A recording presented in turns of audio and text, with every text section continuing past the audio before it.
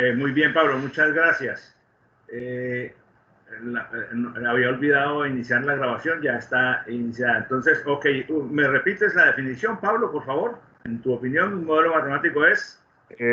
Un modelo matemático es una expresión matemática que define o representa el comportamiento de una o varias variables en un sistema Correcto, físico, por ejemplo. correcto, muchas gracias. Exactamente, pues sí, eso es más, yo lo definiría de una manera un poco más general, pero eso es exactamente eso, es una expresión o un conjunto de expresiones que cuando son varias están relacionadas entre sí de alguna forma, que caracterizan una situación, como tú dices, permiten definir el comportamiento de una o varias variables que pertenecen o que representan o que caracterizan un fenómeno o un problema o un proceso o el estado de un sistema.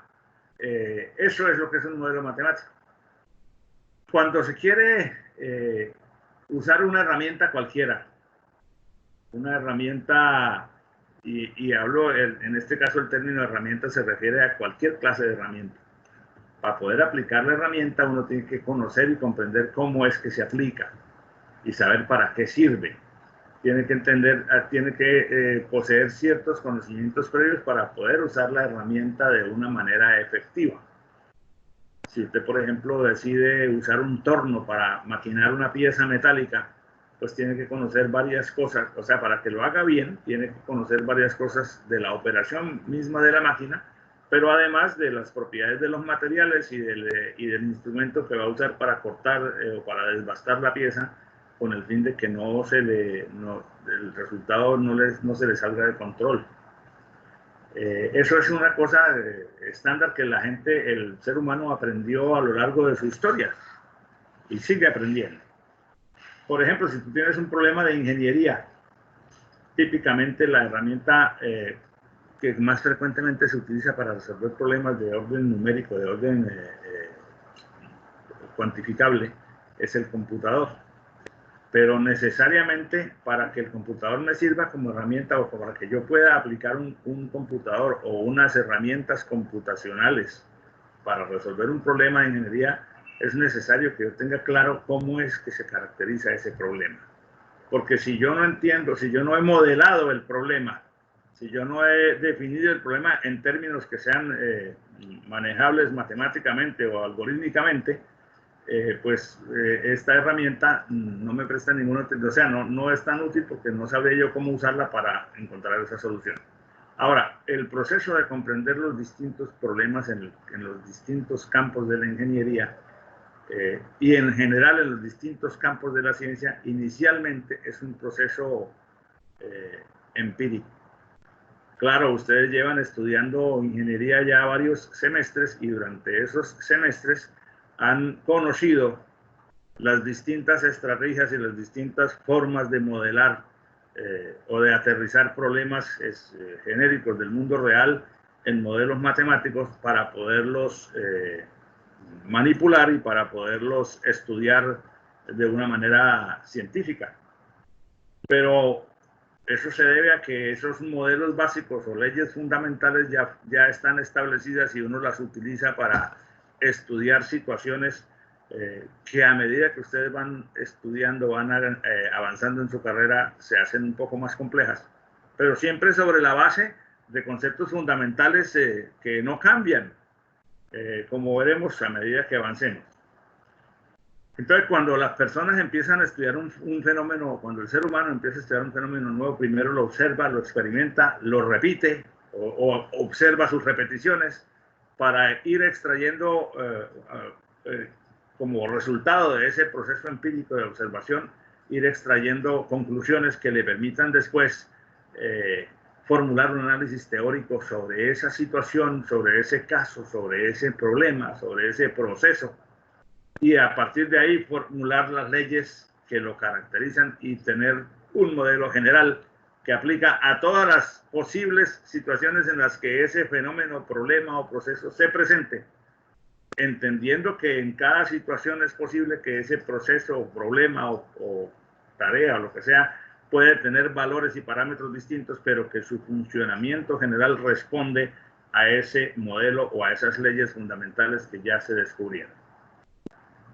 Esa es, digamos, una de las principales que a mí siempre me ha parecido una cosa enormemente sorprendente y admirable, una de las principales contribuciones que hizo, por ejemplo, Isaac Newton, cuando formuló las leyes fundamentales, las que conocemos hoy como las leyes fundamentales de la física clásica. ¿Cuáles son los principios básicos de la física clásica? ¿Cuáles son esas tres leyes fundamentales? ¿Quién me dice cuál es la primera? La ley de Newton, profe, sería en la ley de la inercia. Primera. La ley de la inercia. La ley de la inercia, perfecto. Que sí quiere decir que un cuerpo permanece en su estado hasta que una fuerza le cambia el estado, ¿cierto? Si el cuerpo está quieto, se permanece quieto. Si está en movimiento, permanece en movimiento hasta que una fuerza le cambie su estado. Diciéndolo en forma muy rápida, ¿cierto? La segunda. Aceleración. La ley fundamental de la dinámica, que dice que la suma de fuerzas es igual a masa por aceleración, para resumirlo en su expresión matemática, ¿verdad? Y la tercera, pues es el principio de acción y reacción, que dice que una fuerza, que cuando un cuerpo, sobre un cuerpo se ejerce una fuerza en un determinado sentido, el cuerpo ejerce una fuerza de igual dirección y magnitud, de igual magnitud en el sentido contrario. Algo así, ¿verdad? Bueno, esas son las leyes fundamentales de la física clásica sobre las que se ha construido el mundo después de su formulación. ¿Cómo llegó Newton a estas conclusiones? Ahí es donde está el valor de su contribución, porque hoy en día las damos como principios esenciales, inamovibles, en términos de física clásica, claro está, pero no nos detenemos un segundo a pensar, oye, ¿y este señor cómo llegó a esa conclusión? Tiene que haber sido fruto de un proceso, de un desarrollo, de una tarea intelectual bárbaramente grande, pues y nos entregó esto que pues prácticamente sobre eso se ha desarrollado toda la ciencia posteriormente. Pero es en la física clásica, y sabemos que en la física clásica ahí hay algunas cosas que se apartan un poco de la realidad, porque estas leyes funcionan perfectamente en condiciones ideales, pero las condiciones reales tienen una cierta distancia entre las condiciones del modelo y la realidad. Fuerzas externas que no siempre están completamente caracterizadas en las ecuaciones. Pero independientemente de eso, los modelos, la formulación de estas tres leyes, en el caso de la física clásica, son lo suficientemente aplicables para estudiar los fenómenos, que no importa esa pequeña diferencia con la realidad, permite caracterizar y permite estudiar y permite desarrollar otras disciplinas con estos elementos como sustentos de base. En el siglo pasado, en el siglo XX, se desarrolló el conceptos nuevos, la física moderna. Ustedes ven en su plan de estudios, no alcanzan a ver física moderna, ustedes ven es física de calor y ondas, ¿verdad? No, sí, física 3, sí, física cuántica. Ah, ok. Bueno, entonces, ¿cuáles son los principios o las leyes fundamentales de la física moderna? Bueno, aunque ese terreno es bastante más complejo y bastante más... Creo que ese terreno todavía está desarrollando, pero está como en desarrollo. Por eso. Es un tema bien diferente, porque su ámbito de aplicación y su espectro de uso es totalmente más profundo. Pero hay, digamos, la teoría cuántica que formuló Max Planck cuando definió el concepto de quantum, y definió que la luz se propagaba o que se propaga en paquetes de energía, y que la energía de cada paquete es inversamente proporcional a la longitud, En fin, yo no vamos a entrar en la discusión de los principios, pero quiero es que veamos que hay, al menos en estos dos campos, hay dos momentos o hay dos grandes enunciados que formulan modelos generales sobre los cuales se pueden hacer otros desarrollos de una manera muy amplia. Y está la teoría de la relatividad de Albert Einstein, que formuló un concepto revolucionario frente a la en la física clásica, porque el espacio y el tiempo son relativos, no son absolutos. Mientras que en las leyes de Newton el espacio y el tiempo son absolutos. Eso no tiene, el tiempo se mide en segundos y cada segundo es igual y eso no tiene una variación, mientras que a la luz de la teoría de la relatividad, cuando Einstein define que la velocidad de la luz es una constante fundamental de la naturaleza, como lo es en el caso de la física clásica, la aceleración de la gravedad, una constante fundamental, cambia totalmente el marco de referencia, porque si se logran desarrollar velocidades superiores o velocidades altísimas como la velocidad de la luz, el tiempo y el espacio cambian de su absoluteza, empiezan a ser relativos y empieza a haber variaciones que no se podrían explicar de otra manera. Bueno, no vamos a entrar en obviamente este no es un curso de física. Hago esta comparación simplemente para hacer referencia a cómo lo que decíamos en la lámina anterior, permítanme, me regreso un segundo, a cómo el estudio de los fenómenos y de la repetición permite o conduce al analista a formular modelos, a encontrar leyes fundamentales y a generalizar expresiones que permiten estudiar un determinado problema. Nuestro campo de estudio en este curso pues se refiere a varios problemas donde esos modelos matemáticos están ya caracterizados y son conocidos por todos ustedes. Solo que entonces vamos a abordarlos con una herramienta o con unas herramientas computacionales para, sobre esas leyes, ver cómo esas herramientas nos permiten resolver determinados problemas en los que no tenemos completa la información o en los que resolverlo por el método tradicional analítico toma cierto tiempo.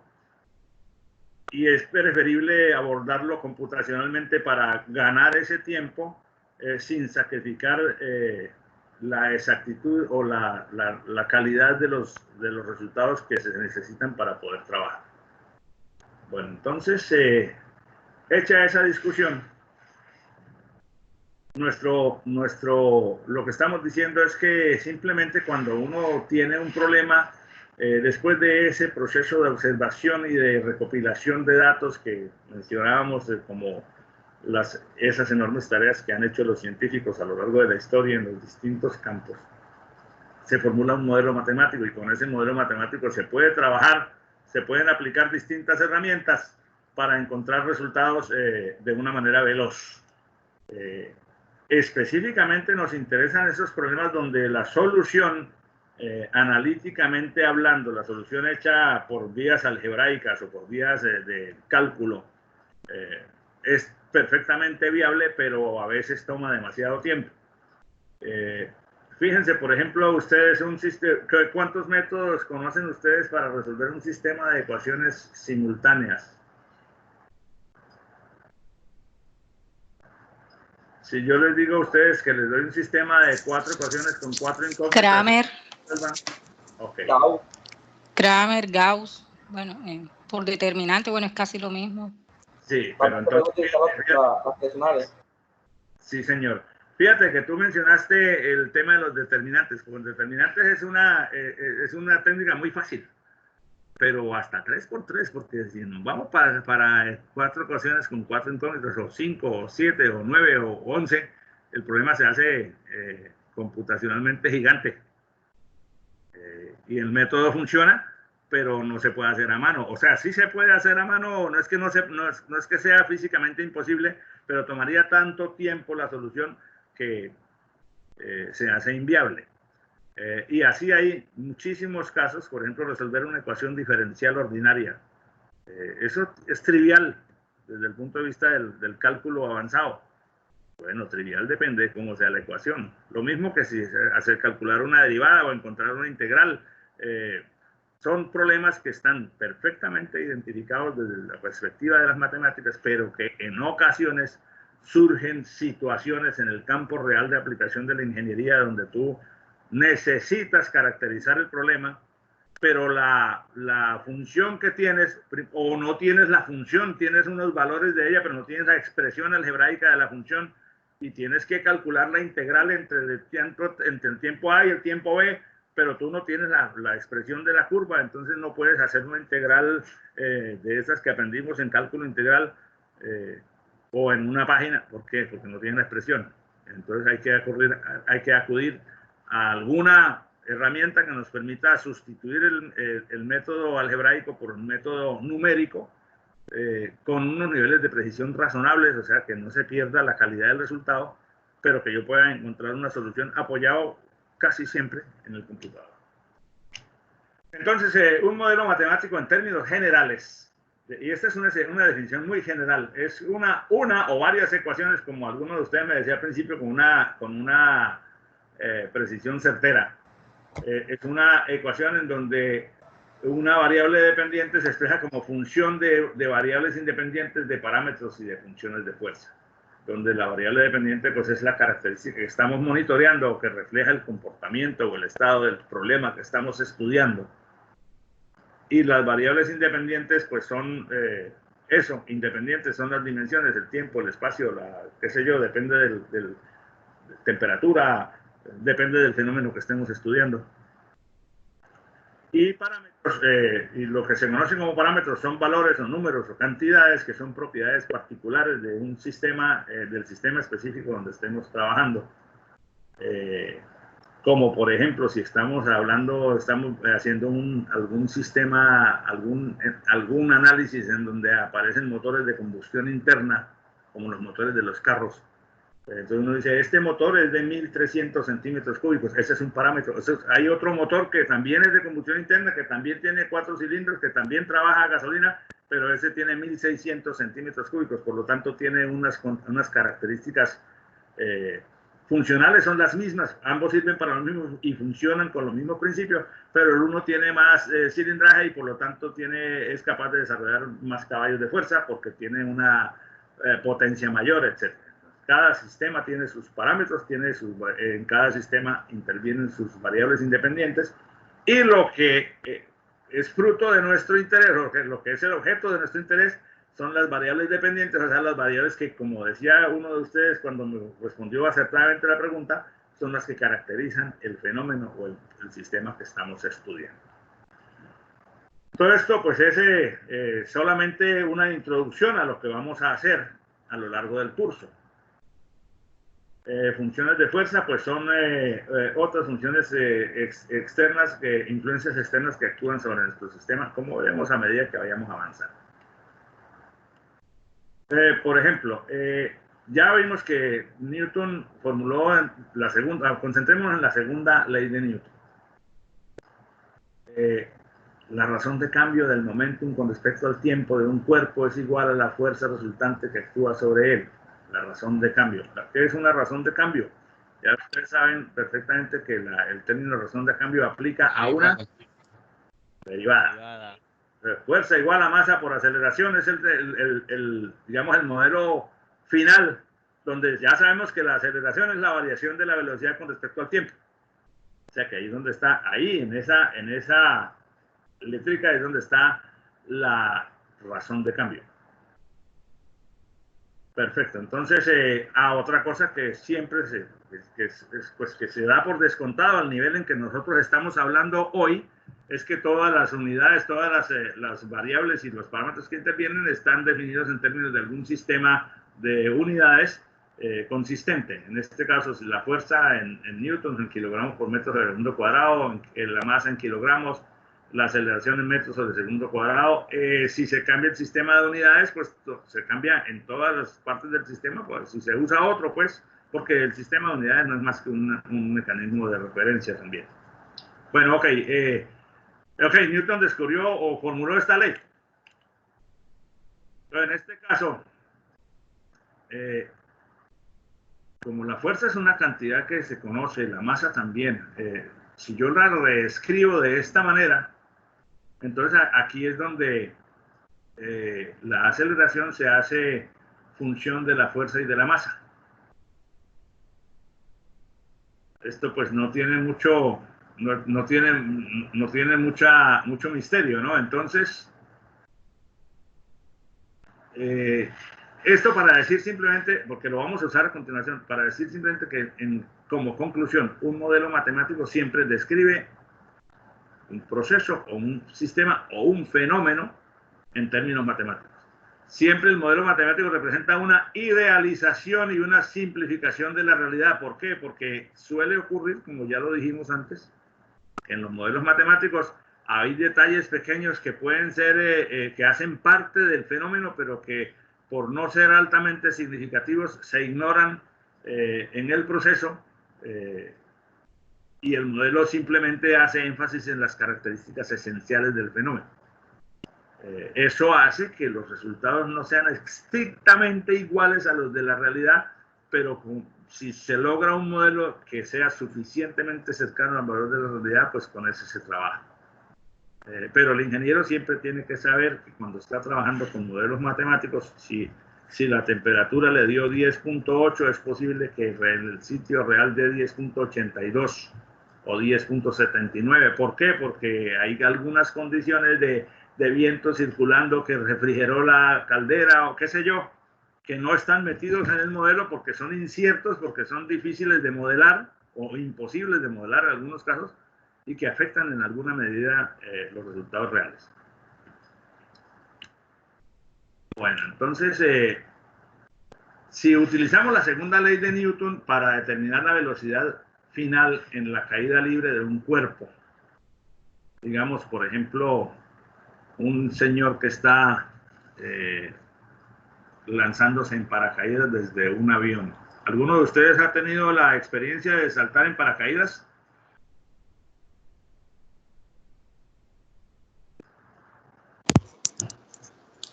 No, señor. Parece que no. Esa debe ser una experiencia de mucha adrenalina, creo yo, que creo que nunca viviré. Bueno, entonces, un tipo que va cayendo en un paracaídas, aquí pues no le pintamos el paracaídas, pero pintamos las dos fuerzas que ejercen sobre él. ¿A qué se deben esas dos fuerzas? Esta que aparece aquí hacia arriba y esta que aparece aquí hacia abajo. Una, la aceleración. ¿Cuál es la aceleración? La gravedad. La gravedad. ¿Y la de arriba? La que ejerce la tensión, resiste aire. La resistencia, ¿no? Sí, exacto. Tensión. Esa es la función del paracaídas, ¿no? Hacer resistencia contra el aire, o sea, ejercer una fuerza ascendente de una magnitud tal que el tipo no se estrelle contra el suelo. Pero si el paracaídas es muy pequeñito, pues él ejerce la resistencia, pero no alcanza a contrarrestar la atracción de la gravedad y bueno, ya sabemos lo que puede pasar. ¿De acuerdo? Bueno, entonces, si tratamos de caracterizar esto con el modelo de la segunda ley de Newton, donde V es la velocidad y el T es el tiempo medido en segundos, entonces ahí está, la fuerza neta es la que resulta de la atracción por la gravedad y la suma algebraica de las dos fuerzas, la de la gravedad y la de la resistencia del aire. Ok, hasta ahí creo que estamos bien, ¿cierto? Si esta fuerza neta es positiva, quiere decir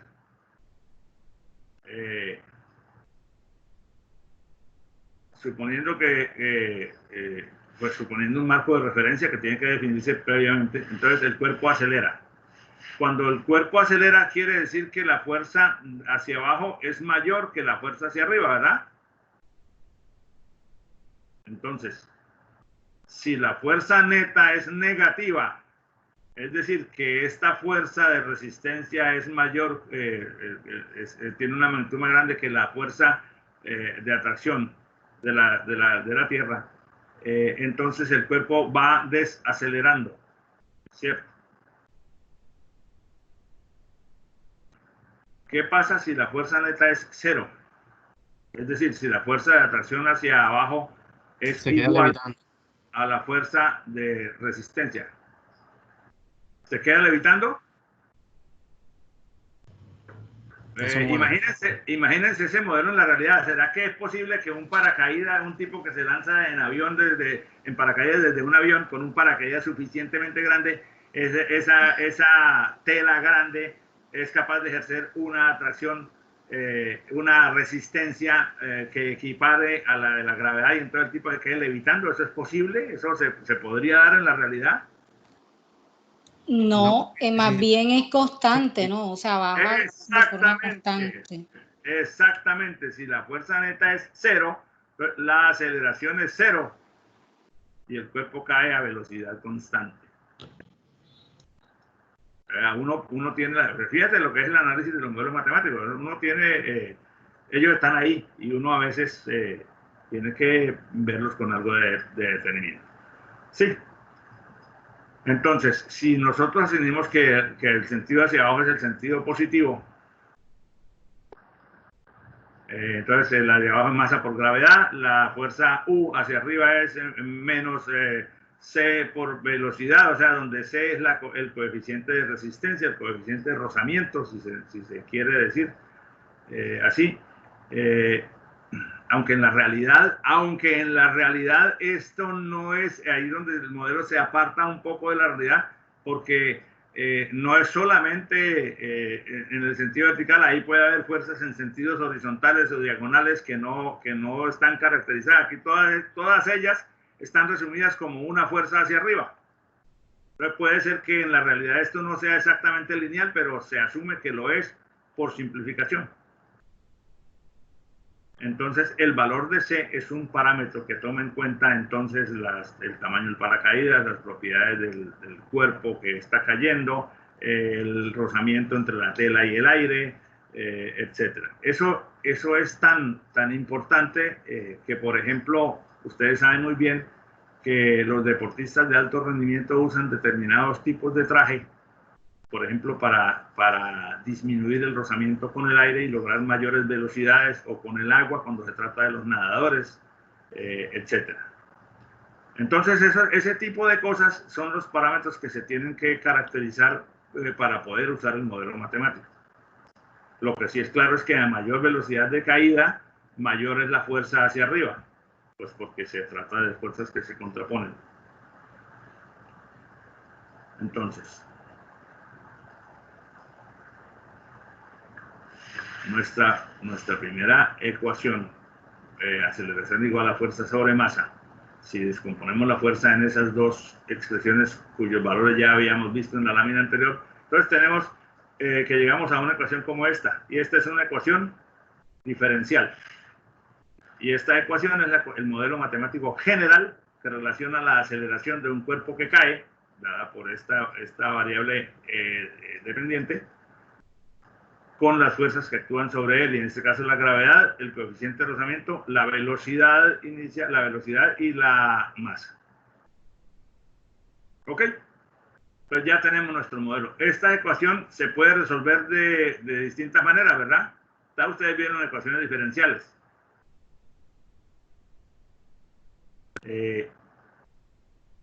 La solución analítica. Obvio, profe. La solución analítica de una ecuación como esta, que es una ecuación de primer grado, nos conduce a que la velocidad se puede, o sea, la solución de esta ecuación es una expresión de la velocidad, ¿cierto? Porque resolver esta ecuación es integrar ambos lados. Entonces encontramos que velocidad con respecto al tiempo, velocidad en función del tiempo es igual a gm sobre c por 1 menos e a la menos cm sobre t. ¿De dónde salió esto? Bueno, de la forma de las técnicas de integración de esto. Yo no vamos a profundizar en esa solución, ya eso es un tema de modelamiento matemático de ecuaciones diferenciales que ya lo conocemos. O sea que a estas alturas, si uno tiene una ecuación como esta, sabe que la solución es de este tipo. Y esa ecuación simplemente es el modelo matemático, en este caso para modelar la velocidad, en función de las variables independientes, de los parámetros y de las funciones de fuerza, que caracterizan o que aplican para ese sistema de un cuerpo en caída libre, que tiene en caída libre o en caída con paracaídas, pues. Ok, entonces tengo mi modelo matemático. Hay ocasiones, después lo vamos a ver, hay ocasiones en que yo tengo una expresión como esta y bueno, ¿y cómo es el modelo, la integral? ¿Cómo es la solución de la ecuación? Y no sé cómo hacerla porque la ecuación es tan compleja que no encuentro manera de hallar la expresión algebraica que la resuelve. No todas las situaciones, no todos los problemas que se pueden describir matemáticamente permiten que uno obtenga una solución analítica fácilmente. Para algunos casos es imposible. Física realmente es imposible. No sabemos cómo integrar esa cosa, porque tiene tantos métodos y es tan intrincada la expresión que para encontrar la solución, dice la gente, no, pregúntele a Baldor porque yo eso no lo sé hacer. Bueno, entonces, con esta expresión, ya tenemos un modelo matemático general y podemos, digamos, intentemos abordar un problema en específico. Un problema pequeño. Un paracaidista con una masa de 68.1 kilogramos salta de un globo aerostático que está suspendido, ese sí está flotando. El globo sí puede flotar porque puede encontrar una contrarrestación entre un equilibrio entre el peso de su conjunto y la fuerza que hace el gas caliente hacia arriba. Bueno, entonces el tipo es un tipo no es muy robusto, 68.1 kilos, salta en paracaídas. Aplique esta ecuación para calcular la velocidad antes de que se abra el paracaídas. Considere que el coeficiente de resistencia es igual a 12.5 kilogramos por segundo. Bueno, al sustituir valores en la ecuación, encontramos que ¿cuáles valores? La gravedad, el peso, el coeficiente de resistencia y ya. Entonces tengo una ecuación ya con números: 53.3904 por 1 menos e a la menos 0,18355t. Después hablamos de la cantidad de cifras que hay que usar, porque este valor aquí, 12.5 entre 68.1, puede ser que sea nada más esto, pero puede ser que tenga aquí más cifras que no las hemos escrito y que por lo tanto contribuyen a afectar la calidad del resultado. Ese es un tema que veremos un poquito más adelante. Con esta ecuación entonces podemos hacer esto. Es decir, bueno, en tiempo 0 la velocidad es 0. En tiempo 2, bueno, yo los valores de la variable t aquí los escogí arbitrariamente: 2, 4, 6, 8, 10, 12, 50, 100, 1000. Y aplicando ese valor de t en la ecuación que tengo como modelo matemático, encuentro una predicción del valor de la velocidad en cada uno de esos instantes de tiempo a partir del momento en que el tipo saltó. Bien, esto pues es simplemente resolver, sustituir el valor de la variable independiente, que en este caso es tiempo, en la ecuación y encontrar una predicción para el valor de la velocidad. Esta sería, digamos, una tabla de valores que representa la velocidad encontrada a partir de la solución analítica del problema. Entonces, es esta misma. Entonces, quiere decir, como ustedes ven, si uno se dedica un poquito a revisar con detenimiento qué pasa con la velocidad va creciendo, crece, pero empieza a crecer cada vez más lentamente. Y si uno mira a largo plazo, después de 10 segundos estamos en 44.87 metros por segundo, pero a largo plazo, si el tipo está suficientemente alto, va a llegar a tener una velocidad constante, una velocidad límite. ¿Qué quiere decir? Al mirar, eso se ve aquí fácilmente, la curva de la velocidad va a tender con el tiempo a una velocidad terminal constante, o sea, ella va a llegar a ser, a no crecer más, de acuerdo a este modelo. Esa velocidad terminal o velocidad límite, para este caso, dio 53.39. ¿Eso a qué se debe?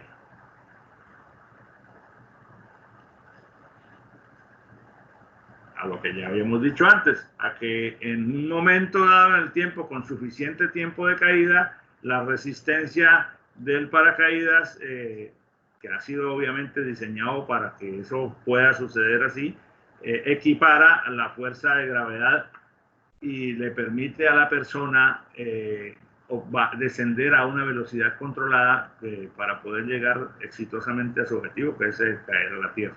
Si el diseño del paracaídas es inadecuado para la persona,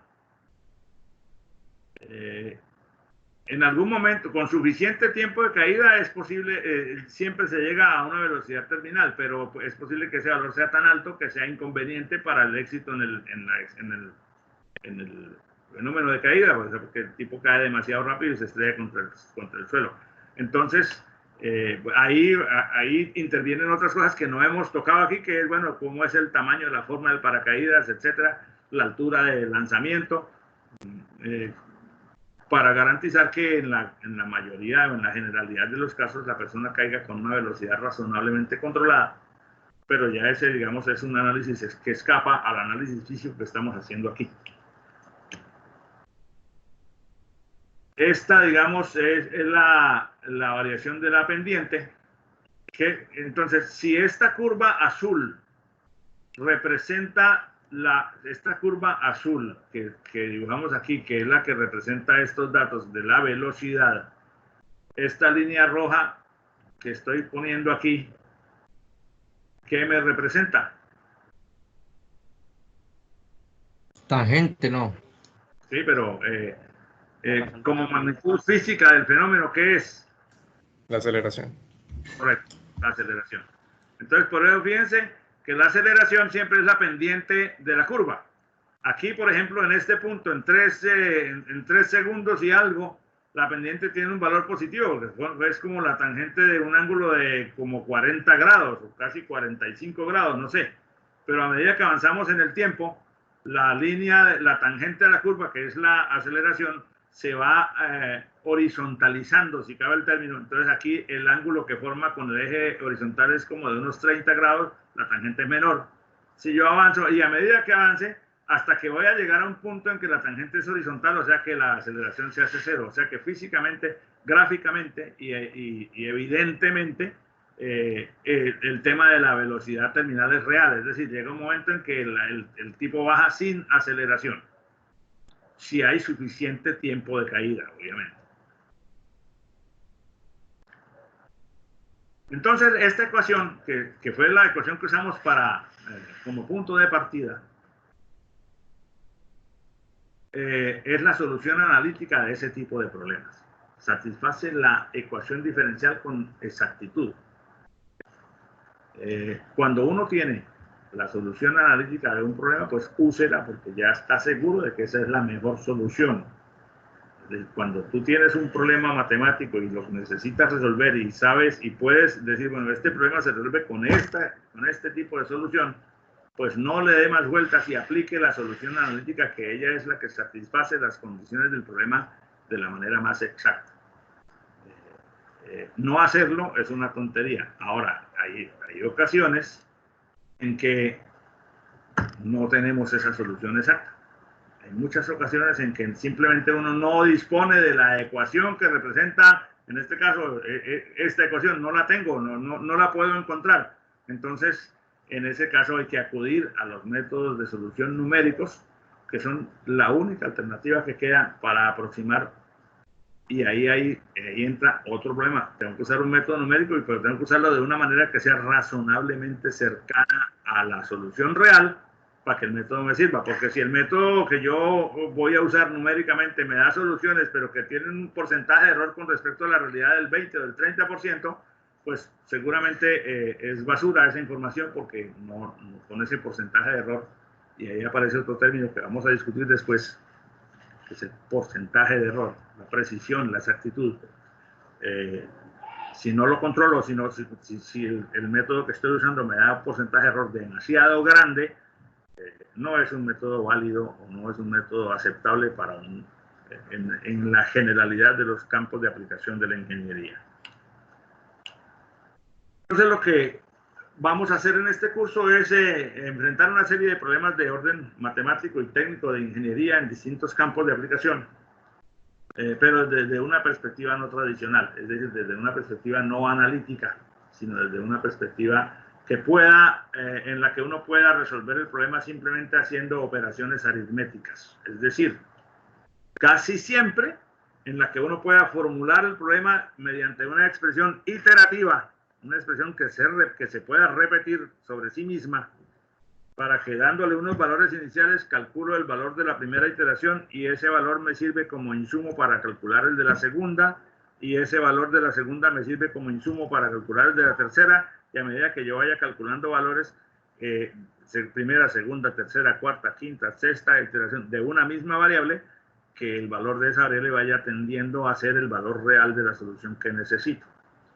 En algunos casos eso no se logra, pero en la mayoría de los casos siempre hay técnicas y hay métodos para lograr ese tipo de aproximación solamente mediante operaciones numéricas, mediante operaciones aritméticas, formulando convenientemente el modelo matemático o haciéndole alguna manipulación que le resta precisión, pero que si yo manejo cuidadosamente los elementos que alimentan ese modelo matemático, aún siendo menos preciso que la expresión analítica, es razonablemente válido como para usarlo de una manera estándar.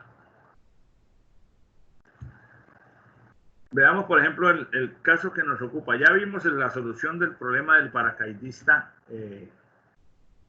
analíticamente. La vimos con esta solución, con esta ecuación y aproximamos la solución. Tuvimos, bueno, ahí tenemos una tabla de valores que ahora la volvemos a revisar. Entonces, si yo quisiera resolver ese problema, pero mediante una aproximación numérica, ojo a la palabra, aproximación numérica. Entonces, cuando yo hablo de aproximarse, hablo de que no voy a llegar exactamente al valor real, pero voy a llegar cerquita de él. La habilidad del analista que trabaja con métodos numéricos en buena parte radica en que encuentre la forma de aproximarse lo suficientemente cerca al valor real como para decir, bueno, puedes usar ese valor sin problema porque el porcentaje de error es del 0,01%. Ah, no es exacto, no importa, pero es 0,01% y en el contexto real de nuestro sistema de las máquinas, ese porcentaje de error, esa tolerancia es aceptable. A medida que vayamos avanzando, vamos aplicando ese concepto de la aproximación razonable. Entonces, por ejemplo, en el caso nuestro permítanme, me devuelvo, velocidad, esta ecuación salió de la solución de una ecuación diferencial. Ahora, yo puedo expresar la derivada de la velocidad con respecto al tiempo de una manera aproximada, mediante una diferencia dividida.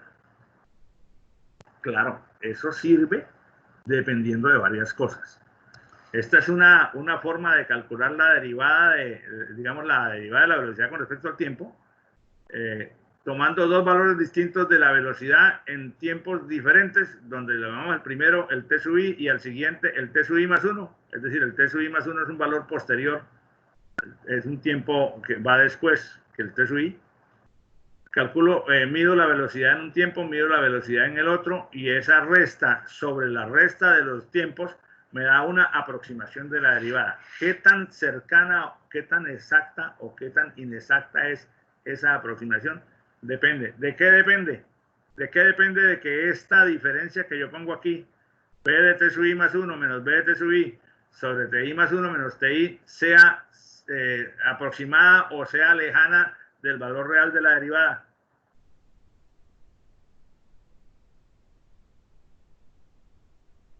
¿Alguien me puede decir de qué depende?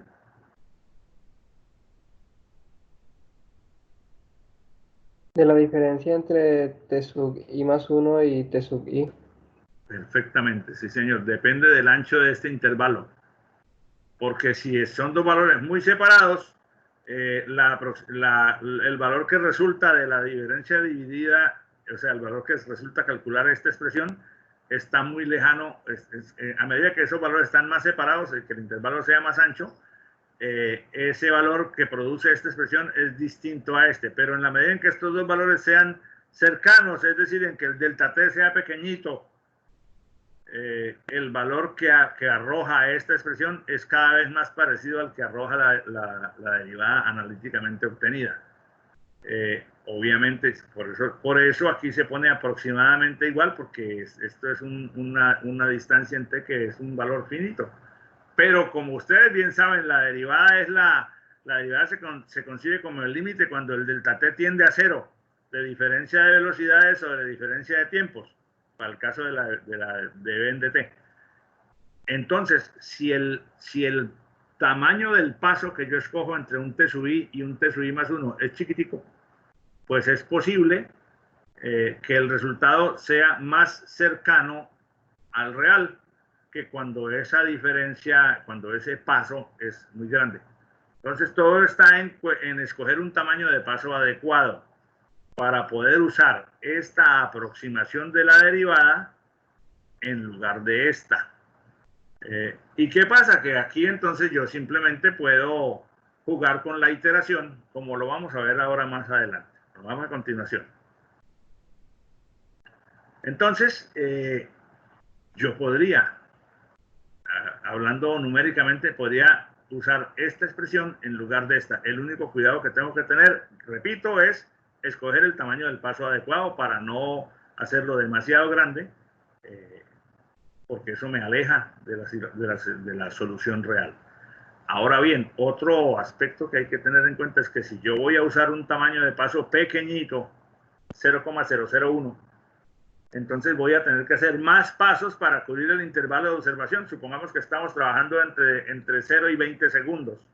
Si yo trabajo entre 0 y 20 segundos, y ese es el tiempo de observación que tengo que caracterizar mi fenómeno, con paso de un segundo, entonces calculo en 0, en 1, en 2, en 3, en 4, tengo las 21 observaciones partiendo desde 0, o las 20 partiendo desde 1, ok. Pero ese ancho de paso de un segundo puede ser inconveniente para la calidad del resultado. Entonces digo, no, vamos a reducirlo, vamos a ponerlo en 0,1. Entonces ya no son 20, sino 200 observaciones las que tengo que hacer, 200 pasos. Y si eso es insuficiente, le digo 0,001, entonces el número de pasos crece enormemente y es donde se necesita entonces tener la herramienta computacional para hacer los cálculos, porque ya yo no estoy dispuesto a hacer todos los cálculos a mano, que son todos muy sencillos, pero que son tan grandes, o sea, no tan grandes, no, son tan numerosos, que, pues, hombre, métale eso a un programa, ponga eso en un Excel y que el Excel calcule, o póngalo en un software, en una página donde se haga el cálculo, de tal manera que sea el computador el que hace el trabajo rutinario. Entonces, nuestra solución original se nos convierte en esta solución que ya es, digamos, numérica, porque está en términos de v en t sub i más 1 y en t sub i. Entonces, se reemplaza la derivada por la aproximación de ella. Ya sabemos, ojo, ya sabemos que esta expresión aproxima razonablemente bien a esta en la medida en que el paso, es decir, en que el denominador sea de un valor muy pequeñito, tendiendo a 0. Tender a 0 implica usar cantidades muy pequeñas, implica incrementar el número de cálculos e implica otro problema computacional, que es el manejo de los datos muy pequeños, los datos de coma flotante dentro de la memoria del computador, que tienen algunos retos en cuanto a su representación interna. Y aquí pues entonces ponemos todo en función de t sub i. Y entonces al reordenar esto yo puedo decir que puedo calcularla, o sea, puedo tener una expresión para la velocidad en un tiempo i más 1, como esta expresión, o sea, lo que hice fue simplemente pasar el denominador a multiplicar al otro lado, pasar este número a restar, y tengo el que estaba restando aquí, pasarlo al otro miembro de la igualdad, entonces tengo b de t sub i más g menos cm por b de t sub i, factor de ti más 1 menos ti. Entonces, ¿qué ocurre? Que si yo tengo una velocidad en un tiempo inicial 0, yo sé cuánto es, la reemplazo aquí y entonces eso me permite calcular un valor aproximado de la velocidad en el siguiente paso. O sea, si aquí tengo un t sub i y aquí tengo un t sub i más 1, es el siguiente paso. No es más un segundo, sino el siguiente instante de tiempo en el que voy a hacer la observación. Por eso son subíndices. Entonces, con esta expresión yo puedo calcular, puedo estudiar el problema numéricamente, simplemente porque puedo encontrar un valor nuevo en función de como la expresión dada por el valor anterior, más la pendiente que está dada por la expresión de la pendiente de la razón de cambio de la velocidad por el tamaño del paso. El tamaño del paso es la diferencia entre TI y T sub I más 1. En la medida en que eso sea más pequeñito, hay que hacer más cálculos para llegar a cubrir todo el intervalo de observación, pero tengo mayor precisión.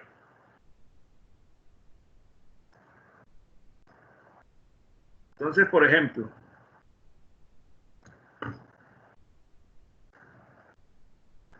si esta es la curva, la curva azul es la curva de la velocidad, y esta es la pendiente verdadera, pero esta pendiente es en este instante donde se ha tomado la observación, porque la pendiente va cambiando, su inclinación se va poniendo más o menos, depende de en qué tiempo yo la calcule.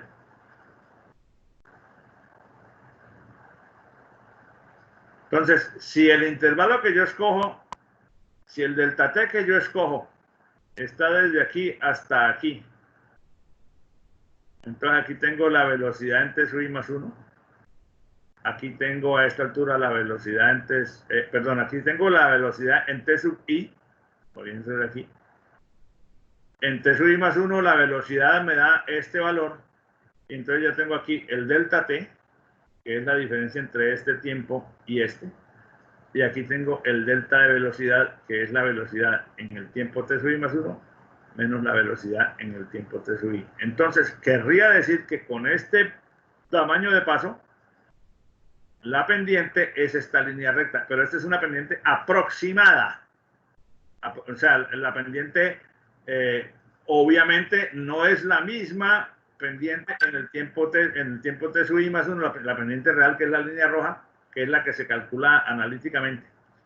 ¿Por qué? Porque el ancho del intervalo de TI a TI más 1 es tan grande que, pues fíjense, la diferencia de inclinación es evidente.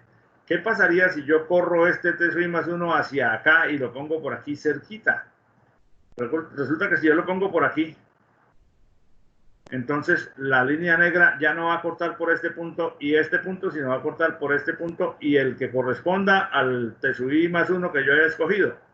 Entonces, evidentemente van a ver ustedes, es apenas evidente que la línea negra se va a parecer más a la línea roja. Si la distancia entre el T sub I más 1, entre el T sub I y el T sub I más 1 es apenas un delta de T, o sea que los dos están aquí muy cerquita, quiere decir que un punto de corte sería aquí y el otro sería ahí mismo, entonces la línea negra estaría prácticamente igual que la pendiente verdadera.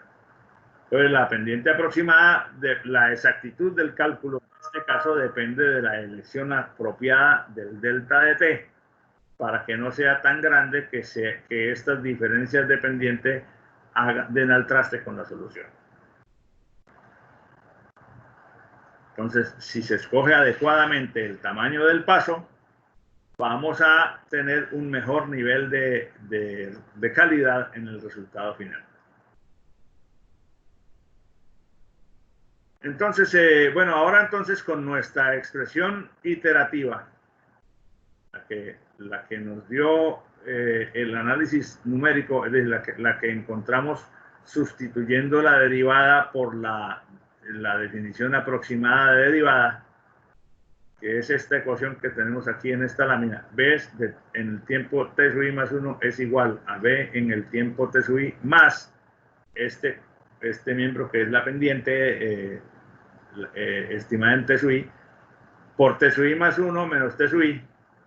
Apliquemos esta ecuación para calcular la velocidad del paracaidista que tiene 68.1 kilogramos y que salta del globo aerostático fijo. En este caso, el enunciado me dice, emplee por favor un tamaño de paso de 2 segundos. O sea, entonces vamos a calcular en tiempo igual a 0.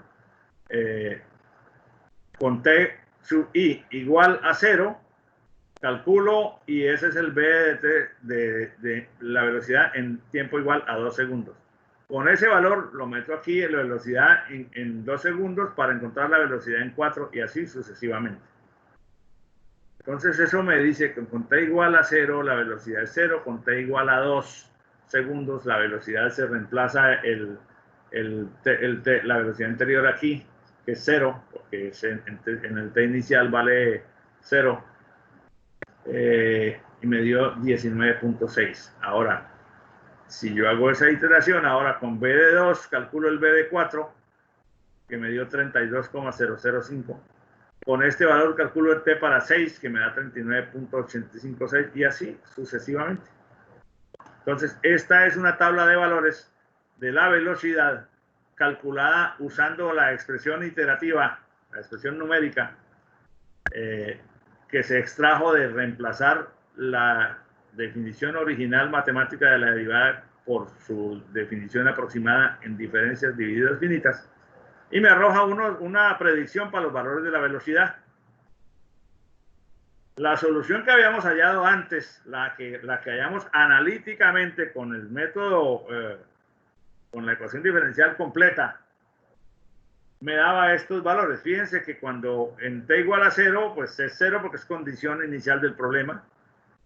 En t igual a 2, aquí con esta ecuación numérica me dio 19,6, pero la real me había dado 16,4. Entonces ahí hay un porcentaje de error. Quiere decir que la solución numérica tiene una diferencia con respecto a la solución real, a la solución exacta. Ese porcentaje de error, 16.405, la diferencia entre este valor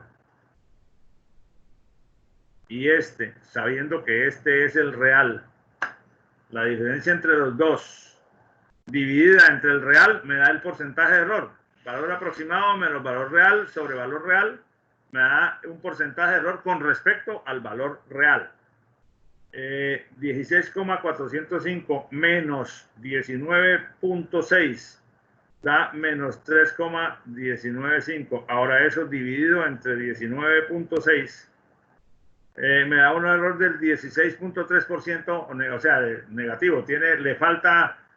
Se aleja hacia atrás en un 16.3%. Pero fíjense que hay una imprecisión relativamente alta. O sea, ese no es un valor de buena calidad. Si miramos en t igual a 4, el valor exacto dio 32,005, el valor aproximado me dio 27. Y así sucesivamente vamos mirando todo, pero fíjense que a largo plazo, curiosamente a largo plazo, prácticamente llegamos a una solución igual. El problema es que mientras llegamos a ese largo plazo, los valores intermedios que hemos tenido pues no me dan la misma curva que me está dando esta. Y ahí tenemos un problema para resolver. ¿Qué haríamos? ¿Cómo podríamos mejorar la calidad de estos resultados? Alguien lance un salvavidas ahí.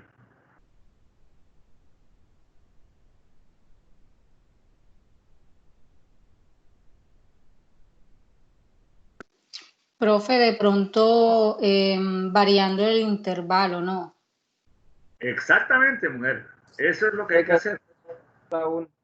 En la medida en que tú, entonces, cuando varías el intervalo, pues ya tienes que hacer muchos más pasos aquí.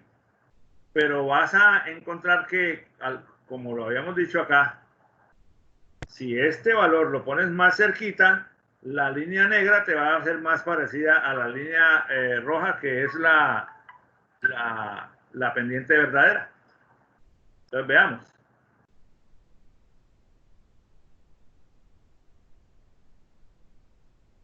Aquí tengo la solución numérica y la solución analítica, las dos que estábamos viendo. Entonces, la línea roja es la que calculamos con la expresión aproximada, la de la lámina inmediatamente anterior. La línea azul es el trazado de los valores obtenidos por la solución analítica. Se ven así como en segmentos de recta porque hice la gráfica en Excel y entonces la suavidad de la curva es inferior a la que se podría usar con una página de alimentación de gráficos, pero eso lo resolvemos después. Por ahora, la calidad de la gráfica así me satisface para lo que estamos viendo. Bueno, entonces tenemos, fíjense, tiene la misma forma, tiene la misma tendencia y seguramente que a largo plazo van a llegar a 53 punto algo, que es como por aquí. Ambas se van a confundir en una sola línea más adelante, pero a lo largo de todo el intervalo de observación, entre el 0 y el 12, por ejemplo, hay una diferencia grande entre las dos curvas que puede ser inconveniente para el análisis, depende de qué fenómeno es el que estamos modelando. En este caso, la caída de un paracaidista. Pero podríamos estar hablando del análisis, del monitoreo, por ejemplo, de la presión interior de una caldera. Y entonces, estas diferencias entre el modelo aproximado y el modelo real pueden ser críticas para tomar una decisión en determinado momento. Usted ve su modelo y dice, no, estamos en tantos PSI, o no, como se mida eso, y resulta o vamos a estar en tanto, y entonces la caldera no soportaría esa presión, entonces hay que cambiarle las especificaciones al material. Y resulta que no es así, simplemente entonces incurres en un gasto o en un proyecto de modificación de unos equipos por un modelo mal aproximado. Entonces es necesario que con una sola pasada no se tomen las decisiones. Vamos a acostumbrarnos a que la calidad de la precisión se va a ir mejorando a medida que uno hace varias corridas de sus modelos hasta encontrar que tiene consistencia. Por ejemplo, en este caso, comparemos la solución analítica ahora. Cuando se usó el paso de 2 unidades, que es el que acabamos de ver, la línea roja me da esta distancia con respecto a la línea amarilla. Si yo disminuyo el paso a 1 segundo, los valores que arroja la ecuación aproximada están un poco más cercanos de la ecuación real, como ustedes pueden ver. Y si yo disminuyo el paso a 2 segundos, perdón, a 0,2 segundos, o sea, 2 décimas de segundo, fíjense que la línea que produce esa iteración, esa aproximación, es bastante más cercana a los valores reales. 16,6 contra 16,4, 28,1 contra 27,7 y así sucesivamente. Sin ir a largo plazo vamos a encontrar que todas van a llegar a los 50 y pico de esos que son la velocidad límite. Pero si yo necesito mayores niveles de precisión, entonces disminuyo esto más, de 0,002. Aquí estoy con paso de 0,2, aunque solamente estoy mostrando los valores intermedios que coinciden con la primera aproximación para poder hacer la tabla comparable, porque con paso igual a 1, yo tendría que tener aquí el valor de 1, de 2, de 3, de 4, de 5 hasta el 12, pero como aquí no los tengo, entonces solamente muestro los valores que con el paso igual a 1 me arrojó para tiempo 2, para tiempo 4, para tiempo 6, pero esto da una tabla de valores mucho más grande, como es de esperarse. Bueno, entonces este tipo de situaciones se pueden abordar desde muy diversas perspectivas.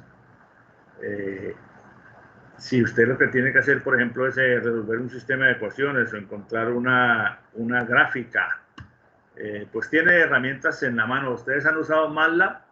¿Alguno de ustedes ha usado MATLAB? Sí, profe. Sí. Quienes han usado eso saben la potencia de la herramienta para cosas de orden matemático. En muchos casos acudimos al Excel, aunque mucha gente subvalora el Excel. Cuando estamos hablando en escenarios académicos, si uno habla de Excel, hay gente que lo mira con los ojitos así rayados, pero todo el mundo usa el Excel en su ambiente de trabajo. Excel tiene un primer nivel muy eficiente para hacer análisis, un primer nivel. Para ciertos tamaños de problemas, pues obviamente no es la herramienta. Hay herramientas de software mucho más sofisticadas como NAC, como Derive, y están los lenguajes de programación, y están las aplicaciones desarrolladas para el análisis matemático. Nuestro interés en este curso es un poco trabajar con varias cosas de esas. Normalmente yo no hago una exigencia que tiene que ser con la herramienta que yo quiero. En algunos casos les voy a decir, bueno, hay que hacer un programa de computador. Ustedes ya vieron programación de computadores, o sea que yo entiendo que todos ustedes conocen en términos generales, no digo que son programadores expertos, pero conocen en términos generales los elementos de los lenguajes Python y C++. Puede que haya algunas tareas, algunos ejercicios específicos en los que yo les pida programar en alguno de estos lenguajes. Pero en otros les voy a pedir encontrar una solución y les voy a dar, digamos, condiciones de búsqueda y condiciones de ámbito que les permitan a ustedes resolver el problema con cosas que ya están disponibles en el mundo real, con sitios donde tú puedes entrar y hacer la aplicación de los métodos sin tener que hacer tú mismo el algoritmo, pues porque a veces inventar la rueda pues no resulta como tan eficiente. En su momento, a medida que vayamos viendo cada actividad, iremos hablando de eso. Bueno, entonces, quiero saber si hay preguntas hasta aquí, si alguien tiene alguna duda, alguna pregunta o alguna cosa que quiera decir. Sí, profe, yo tengo una pregunta, o sea, ¿cuándo es mejor usar un método o el otro? O sea, sí. bueno, sí, entre el analítico y el otro, o sea, no... Siempre que tú tengas, tú eres Claudia, ¿verdad? Sí, señor. Claudia, siempre que tengas la posibilidad de usar el método con solución analítica certera, o sea, que estás segura de que ese es el método, esa es la mejor solución. La solución analítica siempre es exacta. El problema es que, por ejemplo, te dicen a ti, vamos a caracterizar X variable. Yo necesito saber cómo es la razón de cambio de la variable tal. O sea, deríveme esa variable, pero ¿dónde está la expresión? Dice, no, es que nosotros estuvimos en la planta todo el día y cada 5 minutos tomamos la medida de la variable y aquí tengo desde las 8 de la mañana hasta las 6 de la tarde, cada 5 minutos estamos hablando de 10 horas, 12 mediciones por hora, ahí están los 120 datos. Esa es su variable. ¿Cómo es la derivada de eso? No sé. Yo creo que tengo una tabla de valores. Entonces tienes que buscar la manera de convertir esa tabla de valores en una función que puedas derivar. Entonces ahí no hay un método, tú no puedes calcular la derivada de una tabla de valores. Tienes que entonces convertir esa tabla de valores en aproximarla o expresarla en términos de una función que los represente razonablemente bien, porque 120 valores, uno no puede fácilmente encontrar una función que pase por 120 puntos en el plano, es como complicado, pero yo sí puedo hacer una estimación de una línea de tendencia o de una curva que represente esos datos. Eso se llama hacer un ajuste de curvas. Ese es un método numérico. Entonces, coges los datos, coges los números, a partir de los números aplicas alguno de los métodos que vamos a ver, encuentras la expresión y entonces la derivada debe ser más o menos de esto. Con esa expresión ya puedo yo calcular hacer la derivada. Pero si a ti te dan la expresión de la variable, no, es que esta variable que es en función de la temperatura, entonces tiene 0,5t por ahí a la 1, no, entonces con esa, si la puedes derivar analíticamente, esa es la mejor solución. El problema es que a veces la expresión es tan compleja o es tan sui generis que los métodos analíticos que conocemos que nos han enseñado en los cálculos no aplican, no son fáciles o no se puede resolver así. O con el correr del tiempo, ya eso ocupa parte de tu memoria vieja y entonces ya no me acuerdo cómo es que se hacen esas integrales o esas de... Entonces, hagámoslo numéricamente, que si controlamos adecuadamente los parámetros, los pasos, los tamaños, los porcentajes de error, aquí el concepto de porcentaje de error va a ser recurrente en todos los métodos que vamos a ver, porque es lo que nos permite tomar la decisión de si el valor que nos está arrojando el cálculo lo podemos definir como aceptable o no. Y entonces en la práctica uno resulta casi siempre al final trabajando o con modelos que ya están en matemáticamente establecidos y que te los tienen, el proceso en la empresa te da un manual y mira, aquí están, esto se calcula como lo dice aquí y no te sales de esa norma porque ya está parametrizado para las máquinas, para los equipos de las torres de enfriamiento, lo que sea, si estás trabajando en una planta. Si estás trabajando, por ejemplo, en una entidad financiera, entonces el modelo de análisis de crédito está dado por unas ecuaciones diferenciales. Todo eso se modela. Pero entonces ya todo eso está puesto en una herramienta, en un software, entonces tú lo parametrizas, lo alimentas y analizas. Porque el verdadero valor o el verdadero agregado que el ingeniero le da a su entorno laboral es su capacidad de análisis y de producir mejoras en función de ese análisis. El cálculo de los datos es un paso intermedio y esto que vamos a ver en este curso es para darle a ustedes más habilidades de cálculo y de extracción de conclusiones, que es lo que después el mundo espera de ti, que tú entregues soluciones razonables, sustentadas y sólidas, que no se caigan con la primera brisita que pase por el lado. ¿De acuerdo? Bueno. Entendido, profe, gracias. ¿Alguien más desea comentar algo?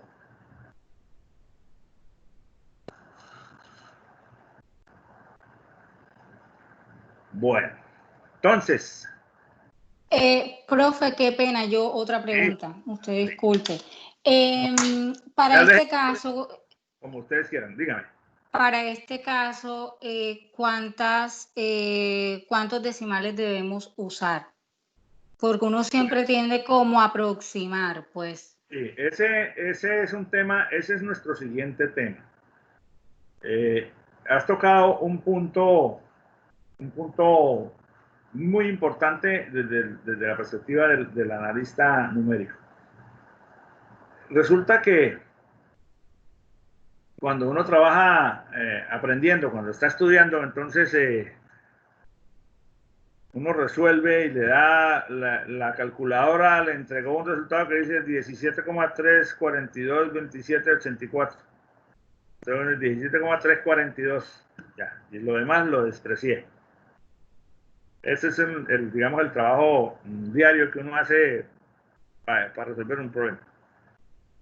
En la realidad, bueno, en la teoría también es así, pero en la realidad, cuando uno desprecia o redondea para facilitarse los cálculos, introduce error en el resultado. Porque si el resultado tenía 5, 6, 7, 8 cifras decimales y escogiste solamente las dos primeras, y ese resultado va a ser usado después para multiplicar con otro valor, el pedacito que despreciaste afecta al resultado después, porque lo que usaste para multiplicar no es todo el valor que tenías antes. Y como en estos métodos, con mucha frecuencia, el valor nuevo se calcula en función del valor anterior.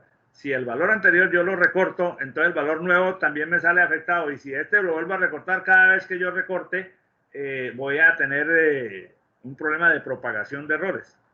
Pero como los métodos numéricos, como el procesamiento que vamos a hacer en este curso está orientado a soportarse en una máquina, pues no tiene mucho sentido decir que recortemos los datos, pues porque los datos los maneja la máquina. O sea, si tú tienes en un programa de computación, de computador, la variable velocidad y la tienes definida como de tipo float, pues ahí caben unos valores de hasta cierta cantidad de dígitos, dependiendo del tipo de datos que se use, según el lenguaje o la herramienta que estemos usando. Entonces, pues yo no le digo, si yo hago eso en Excel, yo no le digo que recorte nada, simplemente lo que sale ahí, use los valores para multiplicar. Ahora, eso tiene un ángulo de análisis que después veremos, que es cómo se representan los datos dentro de la máquina, porque cuando se usan demasiadas cifras también hay otro problema. Pero para darte una respuesta puntual, debemos usar siempre las cifras necesarias, todas las que sean necesarias, para garantizar que el dato sea razonablemente significativo.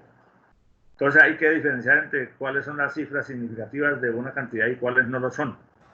En la siguiente clase vamos a tener varios ejemplos, porque es el tema siguiente es precisamente ese. Saber hasta dónde puede uno usar un dato o hasta dónde puede uno recortar un dato sin arriesgar demasiado la precisión del resultado. Dime. También uno cuando coge más decimales se aproxima, o sea, el dato se hace mucho más real cuando coge uno más decimales, es más exacto. Sobre todo que es que, bueno, ustedes saben que hay muchos cálculos en matemáticas, cuyo resultado no tiene una cantidad de cifras finitas.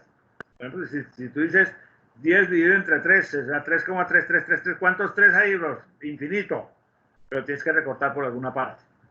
Entonces el asunto está en aprender o en incorporar la habilidad de que nuestro diseño de solución sea lo suficientemente robusto para que no recorte demasiado, porque al recortar demasiadas cifras, entonces vamos a introducir errores que hacen que la calidad del resultado no sea buena y de pronto tienes que iterar muchas veces más para llegar a una precisión como la que querías. Entonces hay varios ángulos allí que vamos a estudiar en términos de precisión, de exactitud, de porcentajes de error que son relativos, absolutos, en fin, hay varios conceptos que tendremos que ver cuidadosamente para antes de coger el primer tema. Eso más o menos lo vamos a ver, más o menos no, eso lo vamos a ver en la siguiente sesión de clase.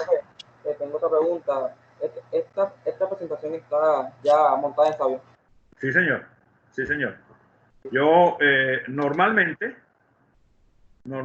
yo subo las presentaciones a Sabio antes de la clase. Puede que haya alguna ocasión en que no suceda así, pero yo creo que a partir de hoy, pues estoy esperando que terminen de venir los técnicos del nuevo proveedor de internet, porque me faltó instalar un equipo ayer y resuelvo mi problema de internet, que es lo que me tenía triste, me tenía aguantado, que a veces me coge la noche con las cosas. Pero la regla general es que yo monto antes de la clase, monto los materiales que vamos a usar, o sea, las presentaciones y las actividades que se van a dejar. Por ejemplo, ahorita les voy a dejar una tarea. Esa tarea está montada en Sabio, pero solamente se empieza a ver en Sabio a partir de las 10 de la mañana, o sea que ya creo que ya debe estarse viendo, pero a las 9 de la mañana no se veía porque yo la programé para que no se viera desde el principio. Entonces las cosas van apareciendo ahí de acuerdo al ritmo que este pechito ha establecido, que es como el más chévere. Pero por regla general siempre pongo la presentación antes de empezar la clase.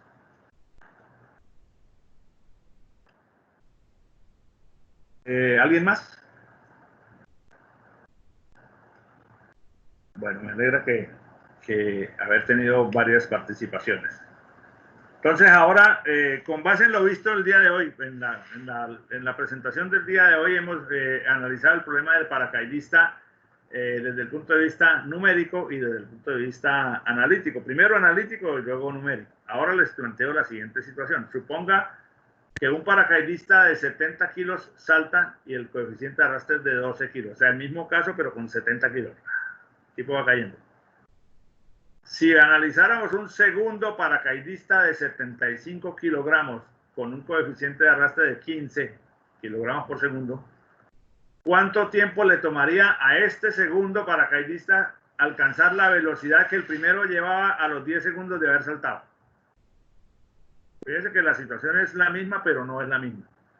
O sea, tú tienes ahora un paracaidista que tienes que analizar y encontrar para él cuánto llevaba a los 10 segundos, cuál es la velocidad a los 10 segundos. Y ahora con ese valor de referencia analizas el segundo caso para determinar cuánto tiempo tiene que estar él cayendo para alcanzar la velocidad que el primero logró a los 10 segundos de su salto. ¿De acuerdo? ¿Está clara la pregunta?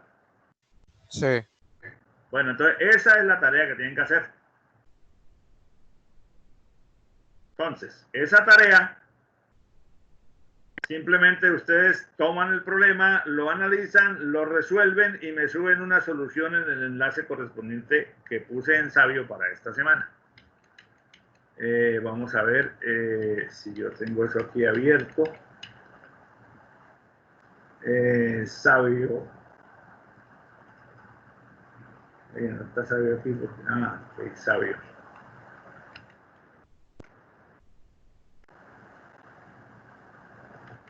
Sí, ya estoy, pero ¿dónde está?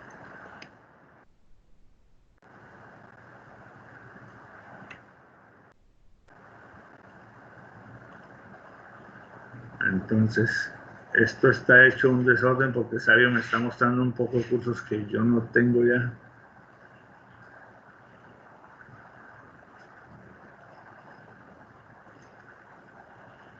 Bueno, entonces aquí tenemos nuestra primera semana, que es esta. Profe, Señor.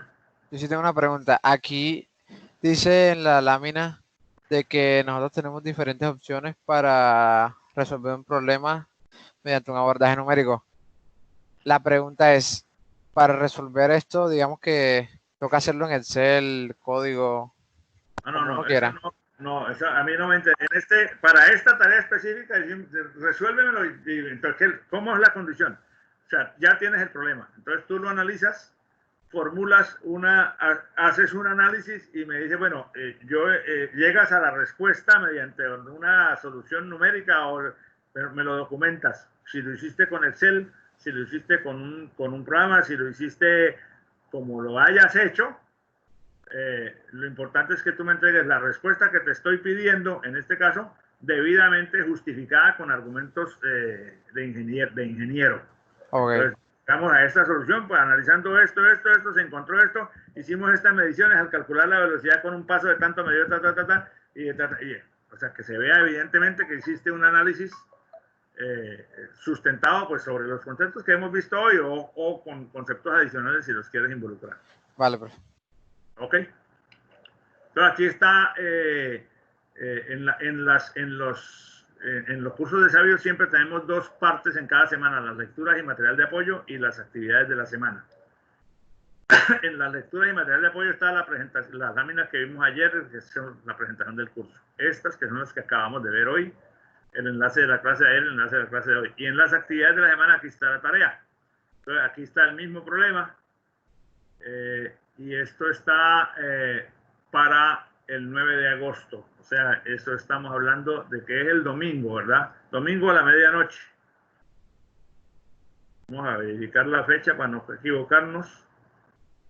9 de agosto es el domingo. Entonces esto está abierto hasta el domingo a la medianoche para que suban la solución, de tal manera que el lunes podamos conversar sobre eso.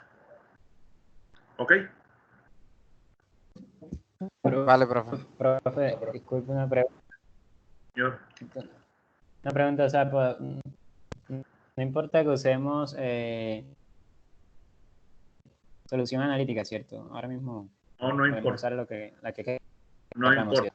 Sí, en este caso no hay ninguna restricción. Es apenas el calentamiento de la mano. No sé si, a ver, revisemos. Andrés Camilo Castañeda vino. Sí, señor. Sí, profe. Y ya te veo en la lista. Es que vamos a completar esto. Juan José Pereira. Aquí, profe. Señor, muchas gracias. Y María Carolina. Sí, señora. Hola, María Carolina, ¿cómo estás? Bien, gracias. Pablo Andrés Pertus también está. José Roberto Henao. Aquí, profesor. Ayer no viniste, viejo. No, profe. Ajá, ¿qué te pasó? ¿Muy temprano la clase, viejo? No, conexión de internet. Bueno, listo. Aprovecho para decirles alguna cosa, para decir lo siguiente a raíz de esto. Solo por estar enterado, si a alguno se le presentan problemas de tecnología y eso, trate de hacérmelo saber, por favor, para estar uno atento a ver de qué manera les podemos apoyar. A veces pasa que a una persona se le daña el computador o se le suspenden el internet. Es importante para mí que me lo digan lo más pronto que se pueda, pues para poder tomar las medidas de prevención o de ajuste. Porque el semestre pasado sucedió que una persona vino a manifestarse, pero ya habíamos entregado las notas, entonces ya era prácticamente imposible hacerle un acompañamiento o extenderle los plazos. Entonces, como este semestre seguimos en modalidad remota, cualquier situación que ustedes vean que se puede volver grave o que se puede volver crítica, por favor comuníquenmela. Ahí tienen en las láminas mi celular, en las láminas del día de ayer. Y bueno, por esa vía yo les presto el mayor apoyo posible. Bueno, jóvenes, hemos cumplido el objetivo del día de hoy. Entonces, si a menos que haya alguna otra intervención de parte de ustedes, damos por terminada la sesión en este momento. Si alguien desea aportar algo, o conversar algo, o preguntar algo, estoy atento. Dígame. Pues si tengo una inquietud de cómo resolver el ejercicio, la presentación es bastante explicativa porque, ¿sabes? En la clase no estuve como tan atento como para... Sí, la presentación está totalmente detallada, viejo. Yo creo que con la presentación es suficiente, pero si necesitas alguna orientación adicional, estoy a tu disposición todo el tiempo. Por los canales que usted dio en la presentación pasada. Sí, por cualquiera. El grupo de WhatsApp ni siquiera lo han creado, creo. No, bueno, les voy a mandar un enlace donde está la lista.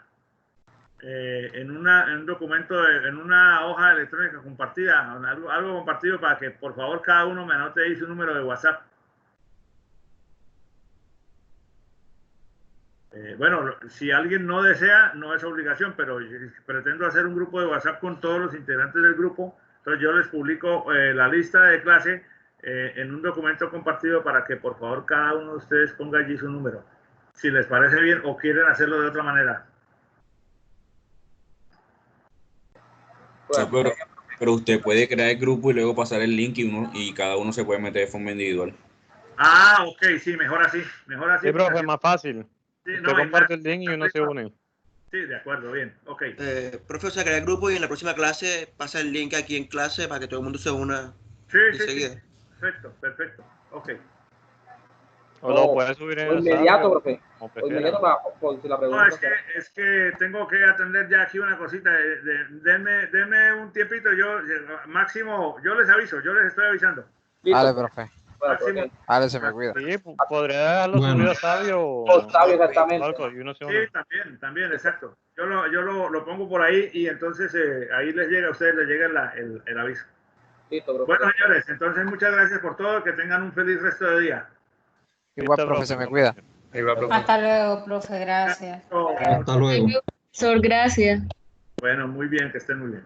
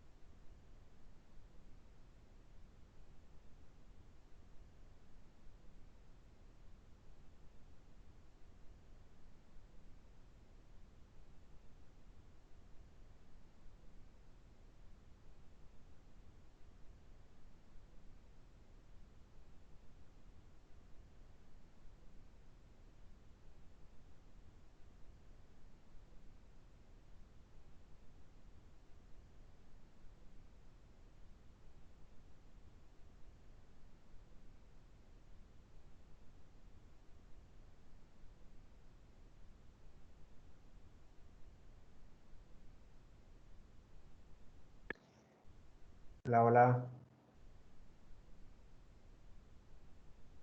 Muchachos, consulta, ¿alguien sabe dónde se pueden ver las grabaciones de las clases?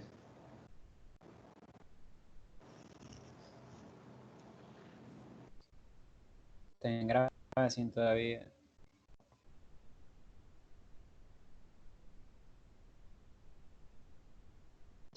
Que el profesor la puso a grabar, pero el que la sube a YouTube o eso queda aquí mismo en el Teams. Queda en stream. Siempre queda en stream. Al terminar queda grabado en stream. Y bueno, creo que lo que digamos va a quedar en la grabación. Sí, es que estoy aquí buscando, pero no encuentro dónde está la grabación de la clase. Pero vale, muchas gracias. Chao. Bueno, chao.